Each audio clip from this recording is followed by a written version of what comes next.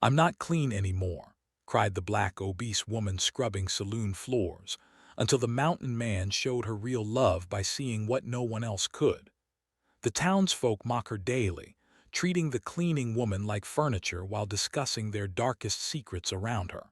They assume she'll die forgotten in servitude, too ignorant to matter. But the solitary mountain man notices something different, intelligence flickering behind her downcast eyes, the same sharp mind that once taught in Eastern academies before prejudice drove her west. What the sneering patrons don't realize is that their invisible servant has been listening, calculating, and quietly gathering evidence of the sheriff's land-stealing scheme that will destroy innocent families. Her hidden education could expose the corruption, but speaking up means risking everything she's built to survive. Will she find the courage to use her brilliant mind to fight injustice, or remain safely silent while evil triumphs? The wooden floors of the Dusty Rose Saloon had seen better days, much like Celestia Monroe, who scrubbed them every morning before dawn. Her knees pressed against the splintered planks as she worked her brush in steady circles, invisible to the men who stumbled past her toward the bar. "Another round, boys," Sheriff Amos Cale called out, his boots thudding dangerously close to Celestia's bucket. "We got business to discuss." Celestia kept her head down, but her ears sharpened. The sheriff's business discussions usually meant trouble for someone. "The Henderson place looks ripe for the taking," Deputy Mills said, settling into a chair that creaked under his weight. "Found some cattle on their land that ain't branded proper." Cale's laugh was cold. "Funny how cattle wander, ain't it? Especially when they need wandering." The brush in Celestia's hand slowed. She understood exactly what they meant. The Hendersons were good people with 3 young children. They'd worked that land honest for 2 years. "What about the Williams spread?" Mills asked. "Already got that planned. Horse theft's easier to prove than cattle rustling." Celestia's stomach dropped. The Williams family had no horses except an old mare that could barely pull their plow. Everyone in town knew that. And the Morrison place. Been watching that widow real close. Catch her selling liquor without a license, and we can claim the whole property. Mrs. Morrison sold medicinal tonics from herbs she grew herself. Doc Leroux had recommended her remedies to half the town, but Celestia knew the sheriff could twist any truth to serve his purposes. "Smart thinking, Sheriff. Railroad's gonna pay handsomely for all that land." Celestia's hand tightened on her brush. 3 families, 3 homes, all built on lies and greed. "Course, nobody's gonna believe different," Cale said. "Who's gonna speak up for a bunch of no-account homesteaders?" The men's laughter echoed off the walls as they discussed their victims like pieces on a chess board. Celestia continued scrubbing, but each stroke felt heavier than the last. By midday, the saloon emptied except for a few regular drinkers nursing their whiskey in silence. Celestia gathered her cleaning supplies and stepped into the blazing afternoon sun. The heat hit her like a wall, but it felt cleaner than the air inside. She walked down Main Street, nodding politely to the few townspeople who acknowledged her existence. Most looked through her as if she were made of glass. Martha Dillard pulled her son closer when they passed, whispering something that made the boy stare. "Morning, Miss Monroe," came a voice behind her. Celestia turned to see Doc Leroux approaching with his medical bag in hand. He was one of the few people who used her proper name. "Morning, Doc. I wonder if you might help me with something." He gestured toward his office. "My record-keeping's gotten a bit tangled, and I know you're good with organizing things." Celestia hesitated. She needed to finish her rounds, but Doc had always treated her fairly. "I suppose I could spare some time." His office was chaos. Papers scattered across every surface, medical supplies mixed with billing records, patient files stacked in no particular order. Celestia surveyed the mess with growing interest. "I'm afraid I'm better with people than paperwork," Doc admitted. Celestia picked up a patient record and scanned it quickly. The symptoms didn't match the treatment notes. Another file showed similar inconsistencies. Within minutes, she'd identified patterns that made her pulse quicken. "Doc, when did Mrs. Patterson's baby get sick?" "About 2 weeks back. Why? And the Miller boy, same time roughly. Celestia spread several files across his desk, her movements quick and precise. All these children, same symptoms, same timeline. She pointed to addresses scrawled on the files, all from the same water source. Doc leaned forward, studying her arrangement. My word, I hadn't seen the connection. The well by the schoolhouse, it's been contaminated. Celestia's mind raced through possibilities. Probably animal waste upstream. If we don't fix it, more children will get sick. How did you see this so quickly? Celestia's hands stilled on the papers. She'd revealed too much. Back east, her professors had praised her analytical mind. Here, such skills made her dangerous. Just notice similarities, she said quietly. But Doc was watching her carefully now, seeing something he'd missed before. You've got quite an eye for detail, Miss Monroe. Before she could respond, the door burst open. Harlan Thorne filled the doorway, his massive frame blocking the sunlight. The mountain man rarely came to town, and when he did, people scattered. Doc needs supplies, he said simply. Of course, Hawk. Doc began gathering items from his shelves. Hawk's eyes found Celestia, and unlike everyone else, he didn't look away. His gaze held neither pity nor scorn, just quiet assessment. Ma'am, he said with a respectful nod. Celestia blinked in surprise. No one called her ma'am. As Doc prepared his order, Celestia organized the remaining files. She could feel Hawk watching her work, but his presence didn't feel threatening. It felt steady. Smart woman, Hawk said suddenly. Both Celestia and Doc looked up. Can tell by how she thinks, Hawk continued. Sees things others miss. Celestia's cheeks warmed. When was the last time someone had called her smart? Hawk paid Doc and headed for the door, then paused. Mine's a terrible thing to waste, he said, looking directly at Celestia. Especially a good one. After he left, silence filled the office. Celestia stared at the organized files, her thoughts churning. The sheriff's morning conversation replayed in her mind. 3 families, 3 lies, 3 destroyed lives. She thought of her clean floors, an empty stomach, and small, safe existence. Then she thought of the Henderson children and Mrs. Morrison's gentle hands and the Williams family's old mare. I'm not clean anymore, she whispered. Doc looked up from his papers. What's that? But Celestia was already moving toward the door, her mind made up at last. If you are enjoying this story of how hidden courage can change everything forever, don't forget to comment where you are tuning in from to show how this story can connect us across any distances, backgrounds, and hearts. Because what will happen in the next part in this frontier town will completely change Celestia's life and challenge everything the townspeople believe they know about her. 3 days passed before the crisis Doc Leroux feared became reality. Little Sarah Henderson collapsed during Sunday service, her small body convulsing as fever burned through her. Her mother's screams echoed through the church as men carried the child to Doc's office.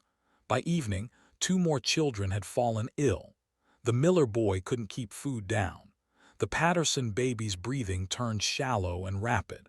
Parents gathered outside Doc's office, their faces tight with worry. I don't understand it, Doc muttered, wiping sweat from his forehead. The treatments aren't working like they should. Celestia stood in the corner, having been summoned to help organize the chaos of medical supplies and frantic families. She watched Doc work, seeing his frustration mount with each failed remedy. The contaminated well, she said quietly. Doc looked up. What? You're treating symptoms, not the source. Celestia moved to his desk where patient files lay scattered. The poisoning is ongoing. Every time they drink from that well, they get sicker. But how do we prove it? How do we treat poisoning we can't identify? Celestia's hands moved across the papers, sorting them with practiced efficiency. Her mind calculated symptoms, timing, and patterns with the precision she'd once used to solve mathematical equations in Boston classrooms. The mineral content, she said, her voice growing stronger. Test the water for heavy metals. Lead, mercury. The symptoms match textbook cases of chronic poisoning. Doc stared at her. How could you possibly know that? Before she could answer, Martha Dillard burst through the door. Doc, you have to help. My Johnny's burning up with fever and I don't know what to do. She stopped short when she saw Celestia. Her expression shifted from desperation to suspicion. What's she doing here? Miss Monroe has been helping with organization, Doc said carefully. I don't want her touching my boy. Celestia felt the familiar sting of dismissal, but something had changed inside her since that morning in the saloon. She stepped forward. Mrs. Dillard, your son drinks from the school well every day, doesn't he? Martha's eyes narrowed. What business is that of yours? Because that's what's making him sick. That water is poisoned. Don't you dare blame this on our well. That water's been good for years. Celestia walked to Doc's bookshelf and pulled down a medical textbook. Her fingers found the relevant chapter with practiced ease. Lead poisoning. Symptoms include fever, vomiting, confusion, and seizures. Treatment requires removing the source and flushing the system with clean fluids. She opened the book to illustrations that matched exactly what they'd been seeing. Martha leaned forward despite herself. How do you know about medical books? I can read, Celestia said simply, and I've been watching patterns in these children's illnesses that point to one source. Doc took the book, scanning the pages. His eyes widened. My God, you're right. The timeline, the symptoms, everything matches. Reading's one thing, Martha said, but understanding what you're reading is another. Celestia moved to the blackboard Doc used for teaching medical students from the county. She picked up chalk and began writing equations, calculating dosages based on the children's weights and the severity of their symptoms. Treatment protocol, she explained as she worked. Activated charcoal to absorb remaining toxins, increased fluid intake to flush the kidneys, and immediate cessation of water consumption from the contaminated source. Martha watched in stunned silence as Celestia filled the board with precise medical calculations. Where did you learn to do that? Boston Female Seminary, Celestia said, not stopping her work. Advanced mathematics, natural sciences, and medical theory. I taught school for 3 years before coming west. You taught school? Doc was already preparing treatments based on Celestia's calculations. Miss Monroe, this is remarkable work. Your dosage formulations are more precise than anything I learned in medical college. The door opened again. Hawk Thorne ducked inside, having heard the commotion from the street. He surveyed the scene quickly, taking in Celestia at the blackboard covered with complex equations. Heard there's trouble with the children, he said. Miss Monroe just solved it, Doc said, wonder in his voice. Hawk looked at the blackboard, then at Celestia. Educated woman. Very educated, it seems, Doc agreed. Martha was still staring. But how did someone like you end up here doing cleaning work? Celestia set down the chalk. The moment she'd been dreading and avoiding had arrived. Because educated women of my complexion weren't welcome in Boston schools anymore. The trustees decided parents wouldn't accept learning from someone who looked like me. The room fell silent. Martha's face flushed red. I came west hoping things would be different, Celestia continued. But people see what they expect to see, so I cleaned floors and stayed quiet and tried not to starve. Until now, Hawk said quietly. Until children started dying from something I could fix. Doc was already administering treatments based on her calculations. Within an hour, the children's fevers began breaking. Sarah Henderson opened her eyes and asked for water. The Miller boy sat up and ate soup. The Patterson baby's breathing eased. Word spread through town like wildfire. The cleaning woman had saved their children using knowledge that surpassed their doctor's training. Parents who had pulled their children away from her that morning now sought her out with grateful tears. I owe you an apology, Martha said as her son's color returned to normal. I judged you wrongly. Most people do, Celestia replied without bitterness. But why didn't you tell us? Why hide what you could do? Celestia looked around the room at faces that were seeing her clearly for the first time. Because hidden talents are safer than revealed ones. Until today, I thought survival mattered more than service. And now? Doc asked.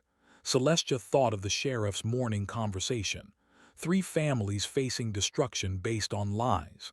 Children who would have died without her intervention. A community that desperately needed what she could offer. Now I think some things matter more than safety. Hawk stepped forward. Smart woman needs allies. Can't fight battles alone. Fight what battles? Martha asked. Celestia met Hawk's steady gaze. He understood something the others didn't yet. Her education hadn't just saved children today. It had revealed capabilities that could challenge much larger problems. The kind that require both courage and calculation, she said. As families carried their recovering children home, Celestia remained in Doc's office, staring at the equations still covering his blackboard. Her secret was out.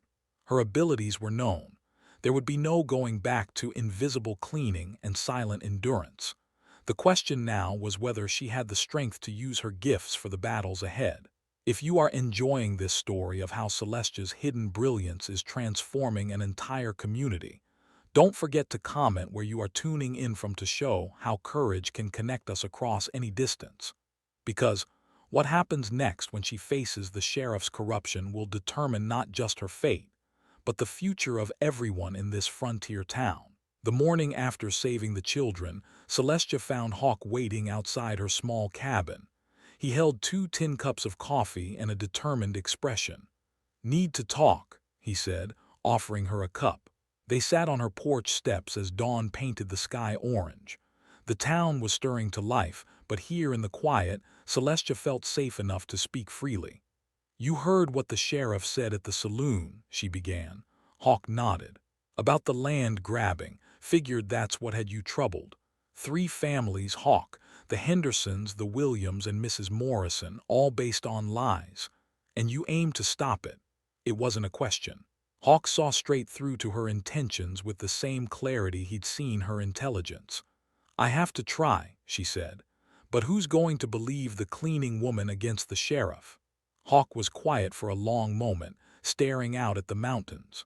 "Got my own history with false accusations," he said finally. "Used to survey land for the territorial government. Good at it, too. Then a railroad company wanted a route through land I'd marked as unsuitable."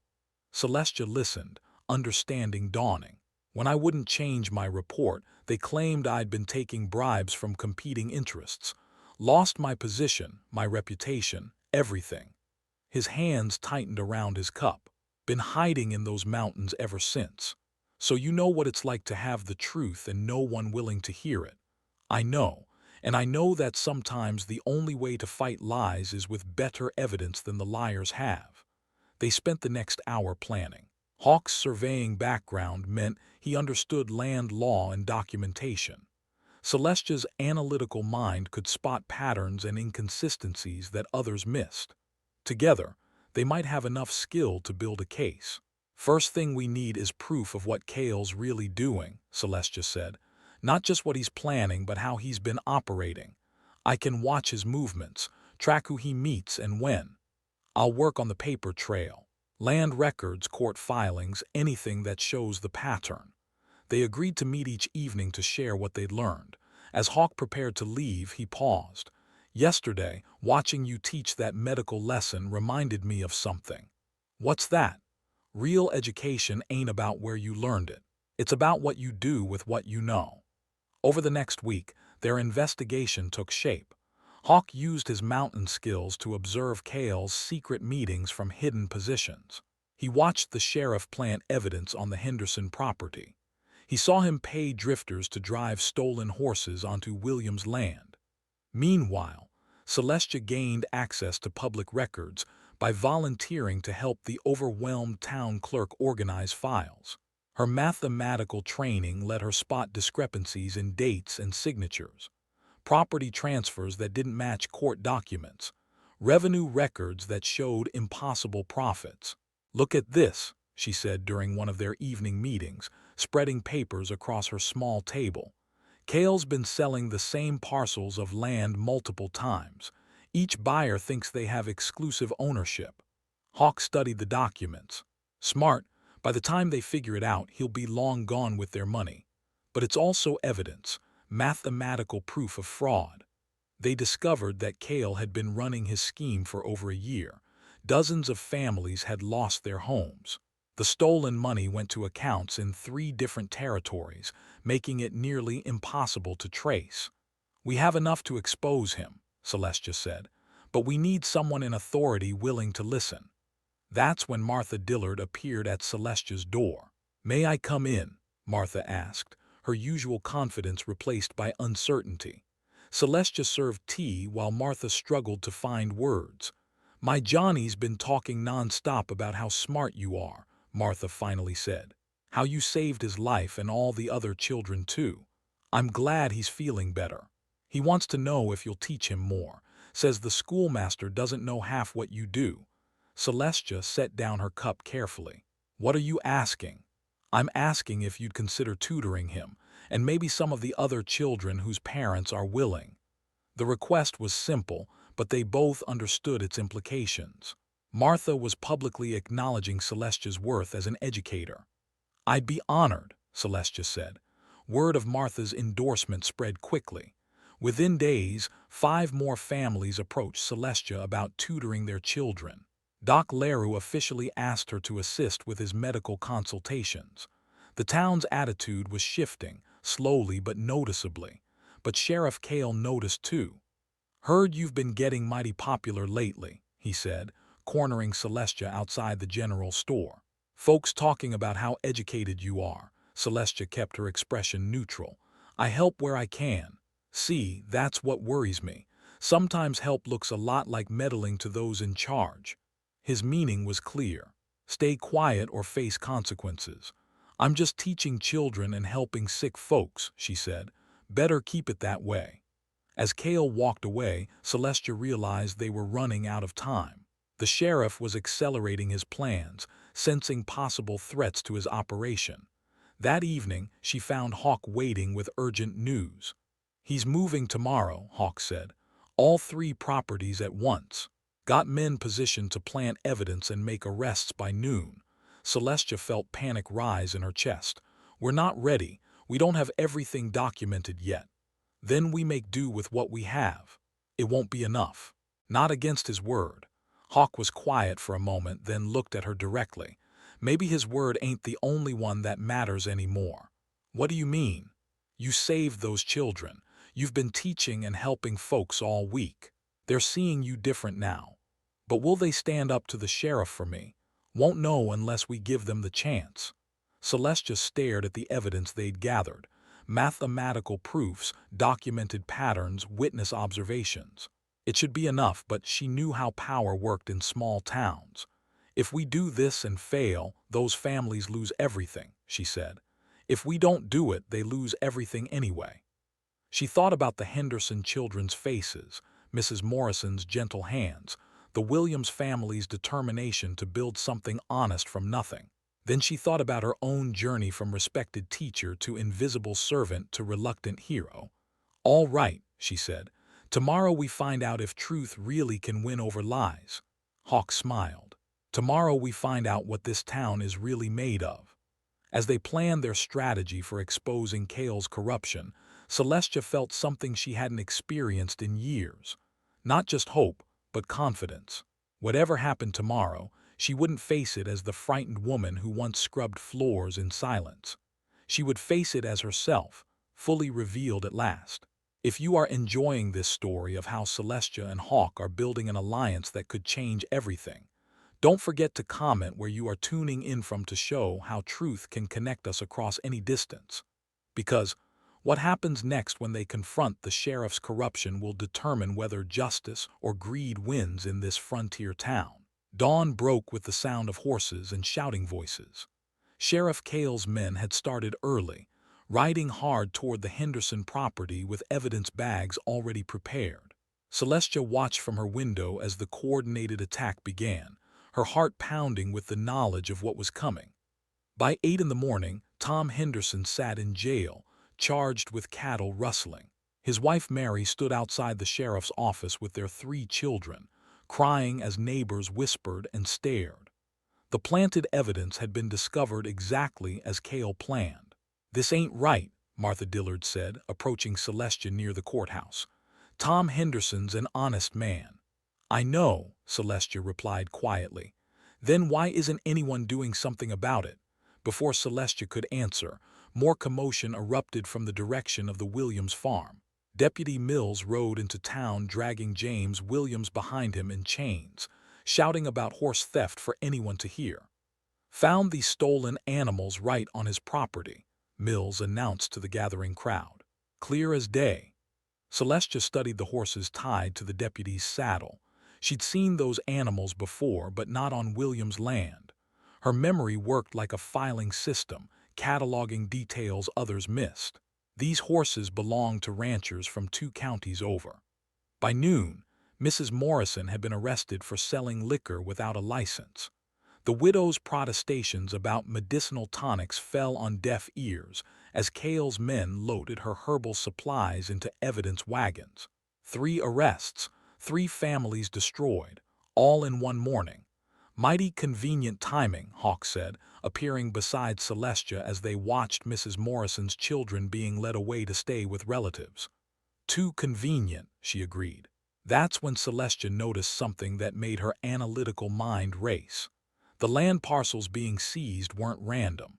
When mapped together, they formed a perfect corridor stretching from the eastern hills to the western river valley, but not toward the railroad route. She spent the afternoon in the land office, cross-referencing property records with territorial maps. The pattern that emerged made her stomach drop.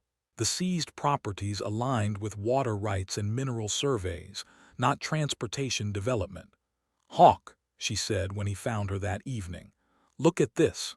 She'd drawn a detailed map showing all of Cale's seizures over the past year. The corridor was clear, but it led to mining claims in the northern mountains, not railroad construction.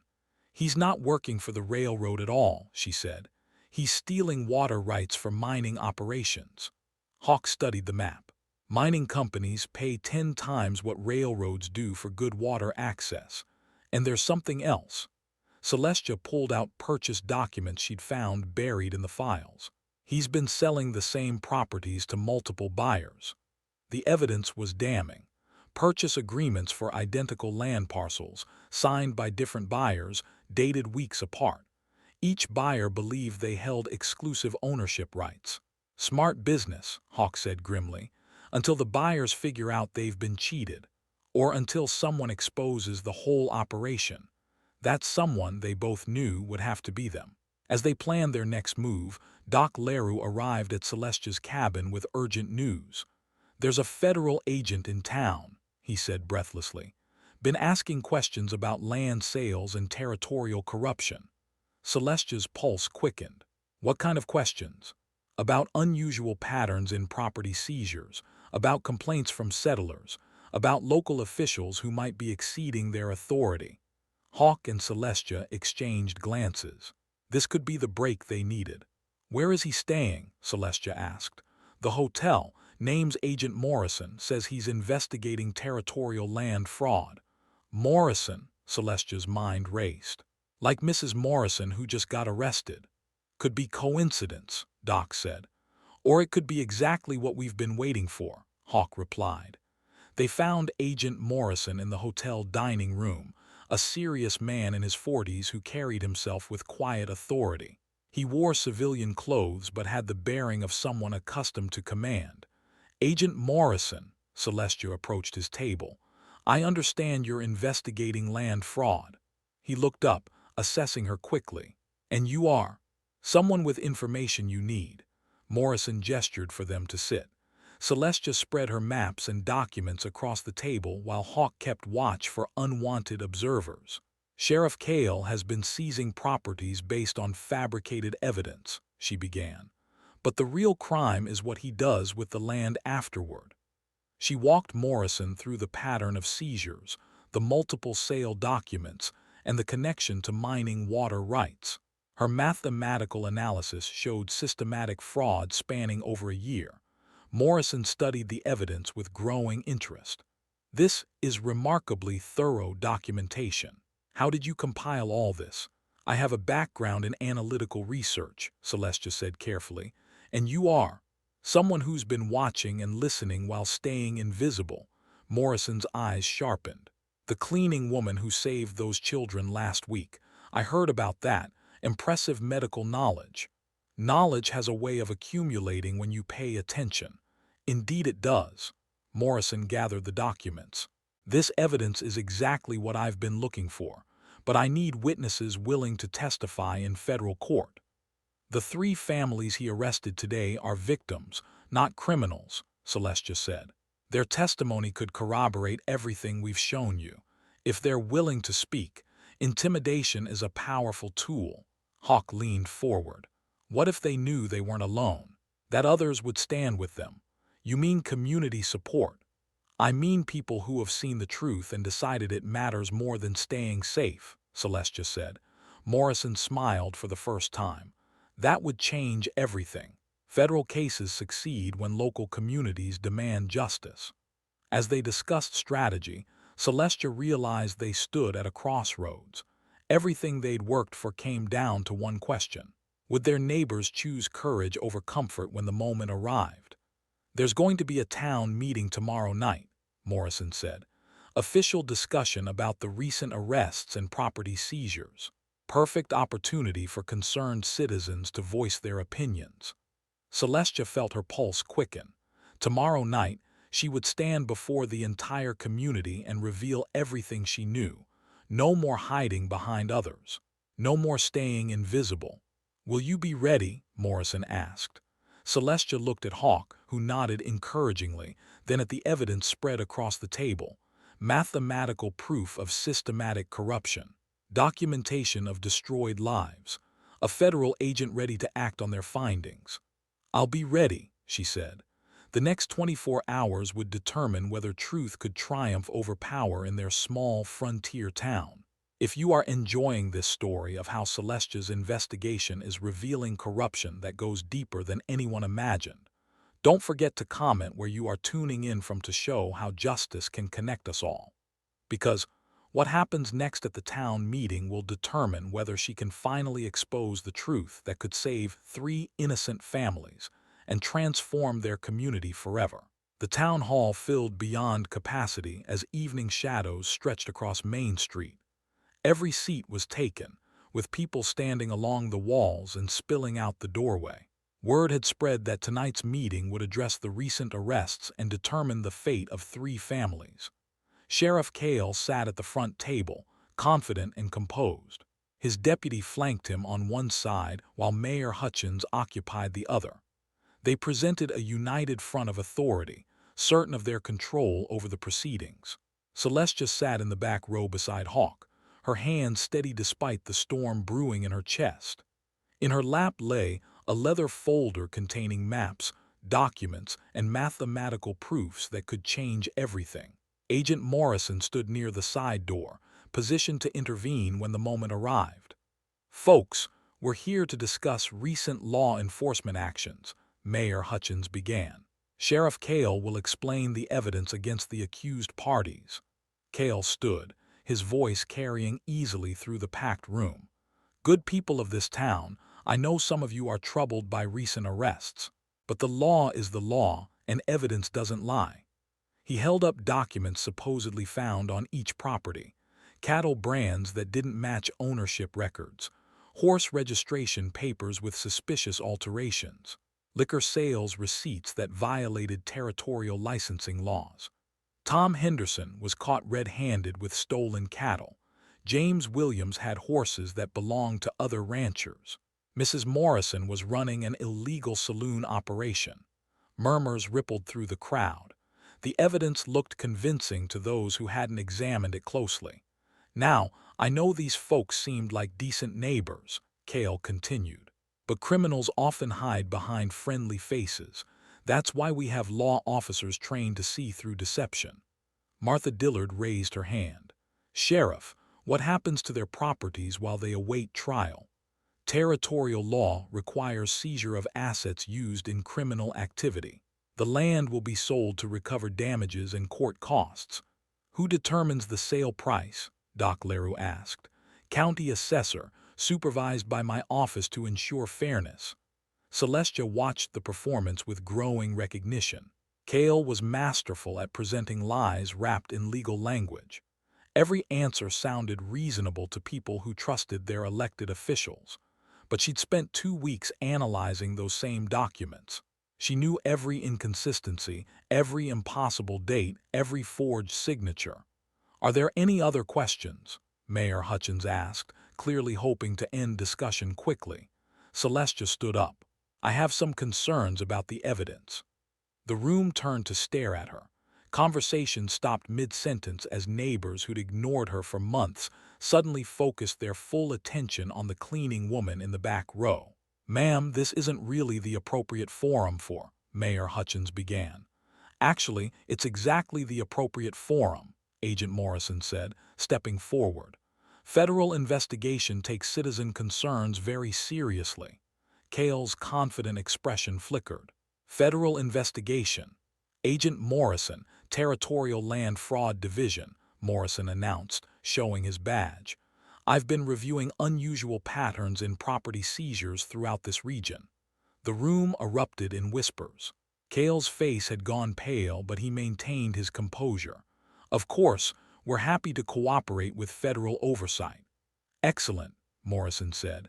"Miss Monroe has compiled some interesting analysis that relates to your recent arrests." Celestia walked to the front of the room, her folder clutched tight but her steps steady. Every eye followed her movement. These were the same people who'd looked through her, dismissed her, treated her as furniture. Now they watched with complete attention. "I've been studying patterns in local land seizures over the past 18 months, she began, opening her folder. "Mathematical analysis reveals systematic irregularities that suggest coordinated fraud." She pinned her first map to the wall behind the speaker's table. Red marks showed every property Cale had seized, creating a clear corridor from east to west. "These seizures don't align with railroad development as claimed. They follow water rights leading to northern mining claims." Mayor Hutchins squirmed in his seat. "Miss Monroe, I'm not sure you're qualified to make such complex assessments." "I hold advanced degrees in mathematics and natural sciences from Boston Female Seminary," she replied calmly. "I taught analytical research methods for 3 years before coming west." The room fell silent. Martha Dillard nodded encouragingly, but many faces showed shock at learning their cleaning woman possessed such credentials. Celestia pinned up her second chart, showing purchase agreements for identical properties. More concerning is evidence of multiple sales. Sheriff Cale has been selling seized properties to different buyers simultaneously. She walked through each transaction, explaining how the same land parcels appeared in separate purchase agreements with different buyers and dates. Her teaching experience made complex fraud understandable to ordinary citizens. "This creates a situation where multiple parties believe they own identical properties," she continued. "When disputes arise, buyers lose their money and sheriff's office keeps both the land and the sale proceeds." Doc Leroux leaned forward. "Are you saying the Henderson, Williams, and Morrison properties were already sold to other buyers?" "I'm saying they were sold to 3 different buyers each, with contracts dated over the past 6 months." She produced the purchase documents, spreading them across the table for everyone to see. The evidence was undeniable.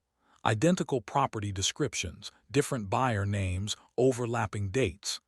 Agent Morrison examined the papers publicly, his expression grave. "Miss Monroe, how did you obtain these records?" "Public documents filed with the Territorial Land Office. Anyone could have requested them, but no one thought to look for patterns." "Until you did." "Until children started getting sick from poisoned water, and I realized staying invisible wasn't worth letting people suffer." Sheriff Cale finally found his voice. "This is all speculation and coincidence. You can't trust the word of someone who—" "Someone who what?" Hawk interrupted, standing to his full imposing height. "Someone who saved your townspeople's children. Someone who's been helping and teaching while you've been stealing." The room's energy shifted. Parents whose children Celestia had tutored began nodding agreement. Families she'd helped with medical advice moved closer to the front, forming a protective circle around her. "She's done more good for this town in 2 weeks than some folks have in years," Martha declared loudly. "That's right," agreed Mrs. Patterson, whose baby Celestia had treated. "She's earned the right to be heard." Agent Morrison stepped forward. Based on this evidence and federal investigation findings, I'm placing Sheriff Cale under arrest for territorial land fraud, conspiracy, and abuse of office. The room erupted as Morrison's assistants, who'd been stationed outside, entered to escort Cale away. The sheriff's confident mask finally cracked, revealing the desperate criminal beneath. As order slowly returned, Agent Morrison addressed the crowd. The arrests of Henderson, Williams, and Morrison are hereby suspended pending federal review. Their properties will be returned immediately. Celestia stood at the front of the room, surrounded by neighbors who were seeing her clearly for the first time, not as the invisible cleaning woman, but as the brilliant, courageous person she'd always been. The transformation was complete, but the real work was just beginning. If you are enjoying this story of how Celestia's courage finally exposed the truth that will change everything, don't forget to comment where you are tuning in from to show how speaking up can connect us all. Because what happens next as justice is served and lives are rebuilt will prove that real love means seeing and celebrating each other's true worth.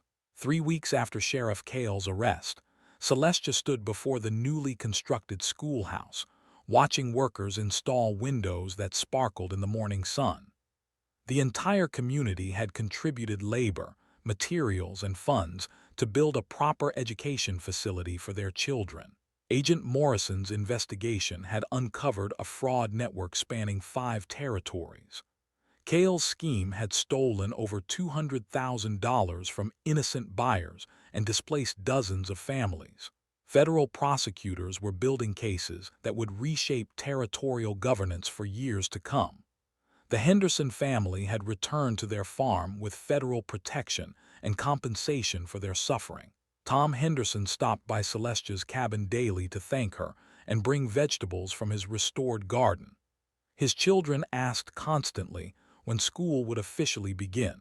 James Williams had reclaimed his property and discovered that one of Cale's fraudulent sales had actually improved his land value significantly. The buyer, learning of the deception, had donated fencing and livestock rather than pursue legal action against an innocent victim. Mrs. Morrison reopened her herbal remedy business with official territorial licensing. Her nephew, Agent Morrison, had used his federal authority to expedite proper permits and establish her operation as a legitimate medical supplier for the region. The town had elected Doc Leroux as temporary mayor while they organized proper elections. His first official act was formally appointing Celestia as head schoolteacher and community engineer, with a salary that recognized her exceptional qualifications. "Miss Monroe," Martha Dillard called out, approaching the schoolhouse with her son Johnny. "The desks arrived from the county seat this morning." Celestia smiled, watching the boy's excited face. "Wonderful. We'll be ready to start classes next Monday." Johnny's been practicing his letters every night, wanting to impress his new teacher. "He's already impressive, smart, curious, and kind. Those are the best qualities any student can have." Martha hesitated, then spoke more quietly. "I owe you another apology, not just for doubting your abilities, but for the way I treated you before I knew what you could do. You don't need to apologize for changing your mind. That takes courage too. But I should have treated you with respect from the beginning, regardless of what you could offer in return." Celestia nodded, understanding the deeper lesson Martha was learning. The children will be lucky to have parents who model that kind of growth. As Martha and Johnny headed home, Hawk approached from the direction of the mountains. He'd been spending more time in town lately, helping with construction projects and serving as an unofficial deputy while they searched for a new sheriff. "Building's looking good," he said, surveying the schoolhouse with satisfaction. "Better than I ever imagined when I was scrubbing saloon floors." "You imagined this." "I imagined teaching again someday, having students who wanted to learn, making a difference." She paused. "I never imagined having a community that valued what I could contribute." Hawk stepped closer, his expression serious. "Speaking of contributions, I've got something to discuss with you." He pulled out official-looking papers from his jacket. "Territorial government offered me the surveyor position again, full reinstatement, back pay, and assignments throughout the region. Celestia's heart jumped. Hawk, that's wonderful news. You've earned that recognition. Only if you'll come with me. She stared at him. What do you mean? Territories establishing new schools in frontier settlements. They need qualified teachers willing to travel and set up education programs. He handed her the papers. Job comes with housing, good salary, and the chance to help communities across the region. Celestia read through the offer, her mind racing. It was everything she'd trained for, everything she'd hoped to achieve before prejudice forced her into hiding. They specifically requested you, Hawk continued. Word of what you accomplished here has spread to the territorial capital. They want educators who can solve problems, not just teach lessons. And you'd be surveying in the same regions. That's the idea. We'd be working toward the same goal, building communities where people can make honest lives. Celestia looked at the schoolhouse, then at the town where she'd found her voice and her courage. Leaving felt impossible, but staying might limit how many people she could help. What about the children here? They'll always need good teachers, but right now, they need teachers who understand that education means more than just reading and arithmetic. And you think I could train others? I think you could change how this whole territory approaches education. Show people that learning comes in many forms and from many sources. Doc Leroux appeared, carrying his medical bag and wearing the expression of someone with important news. Celestia, I just received word from the Territorial Medical Board. They're offering you admission to their physician training program. Full scholarship, based on your demonstrated knowledge and practical experience. Celestia felt overwhelmed by possibilities. Teaching positions, medical training, opportunities she'd never dreamed possible just months ago. That's a lot to consider all at once, she said. All good choices, Doc agreed. But maybe not choices you have to make alone. He glanced meaningfully at Hawk, then excused himself to continue his rounds. Hawk took Celestia's hands in his, steady and warm. I'm not offering you these opportunities because I want to rescue you or because I think you need my help to succeed. Then why? Because I love who you are when you're using all your talents. I love watching you solve problems and teach people and make impossible things happen. His voice grew softer. I love the woman who stood up in that town, meeting and changed everything with pure courage and intelligence. Celestia felt tears building, but they were tears of joy rather than sorrow. I love you too, she said. Not because you saved me, but because you saw me, really saw me, even when I was trying to stay invisible. So what do you say? Ready to take on the whole territory together? Celestia looked around at the community that had learned to value her contributions, the schoolhouse that represented hope fulfilled, and the mountain man who'd shown her what real love looked like. I say some adventures are better shared, she replied. 6 months later, Celestia stood in front of her third new classroom, this time in a mining settlement that desperately needed both education and proper surveying. Hawk worked nearby, mapping safe building locations while she taught children whose parents had never learned to read. In the evenings, they planned lessons and survey routes together, building futures one community at a time. Celestia no longer whispered about being unclean. Instead, she declared confidently each morning that they were going to learn something wonderful. And they always did. If you enjoyed this story of how Celestia transformed from invisible servant to beloved teacher and community leader through courage, intelligence, and the real love that sees our true worth, comment below to share how this tale of justice and redemption inspired you. Because stories like these remind us that every person has valuable gifts waiting to be recognized and celebrated.